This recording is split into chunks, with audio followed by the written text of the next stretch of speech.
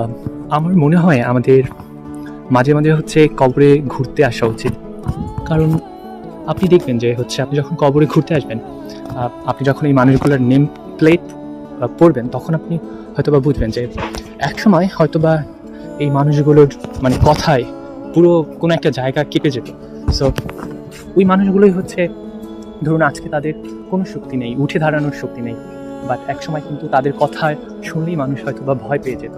So আমাদের মনে হয় আমাদের মাঝে, মাঝে যখন সময় থাকে হাতে, তখন কবরস্থানে আসা উচিত এবং দেখা উচিত যে আসলে আমাদের জীবন কত ছোট এবং আমরা কত অসহায় আসলে।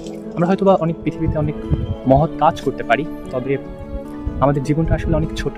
এবং বুঝতেই পারছেন যে আমাদের যত টাকা, গাড়ি, বাড়ি, কিংবা আমরা ধরুন আপনি বিএমডব্লিউতে চড়েন কিংবা হচ্ছে আপনি মার্সিডিসে চড়েন, এটা আসলে জীবনের কোনো বড় ফ্যাক্ট না আসলে।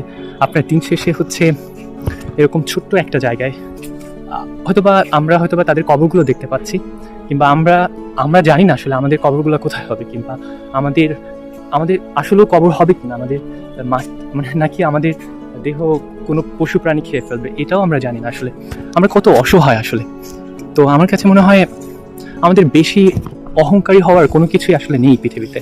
সো আমাদের মানে ওই তো আমি কি বলবো আর কি, শেষ পরিণত হচ্ছে এরকম ধরেন ছোট্ট একটা জায়গা, যেখানে আপনি দেখবেন যে একই কবরে, এই একটা কবরে তার স্বামী আছে, বাবা আছে, সো এরকম আর কি, ছেলে আছে। সো সো আমার মনে হয় আসলে আমাদের আসলে এরকম হয়ে যাওয়া উচিত না, যেখানে হচ্ছে অতিরিক্ত অহংকারী। যেমন হচ্ছে আমাকে আসলে বোঝা উচিত যে আমার দিন শেষে আমি আসলে কতটুকুই বা জায়গা পাবো। আমি যদি আপনাকে বলি যে ধরুন এখানে এমনও মানুষের কবর আছে যার কথায় পুরো ঢাকা হচ্ছে কেঁপে যেত। সো এরকম আর কি। সো দিন শেষে এখন কিন্তু সে কিছুই বলতে পারছে না, তবেই তাদের ভালো কাজগুলো এখন পৃথিবীতে আছে। এই ভালো কাজের মাধ্যমে কিন্তু পৃথিবীটা এখনও চলছে। সো আমাদের ছোট্ট একটা জীবন, অনেক বেশি অহংকারী হওয়ার কোনো কিছুই নেই, তবে আমাদের একটা সুযোগ আছে পৃথিবীতে ভালো কাজ করে যাওয়ার। এবং মনে রাখবেন যে হচ্ছে আপনি যত দেখতে সুন্দর হন না কেন, দিন শেষে আপনার ওই সৌন্দর্য কিন্তু আর থাকবে না। জানি তো কিছুদিন মানে কয়েকদিন আগেই তো আমি আমার বাবা মায়ের, কিংবা আমার মনে আছে আমার বাবার হাত ধরে আমি হাঁটছিলাম কয়েকদিন আগে।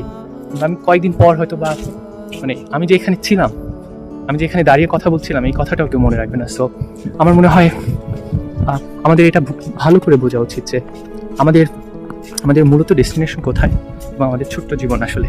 সো এটাই আর কি।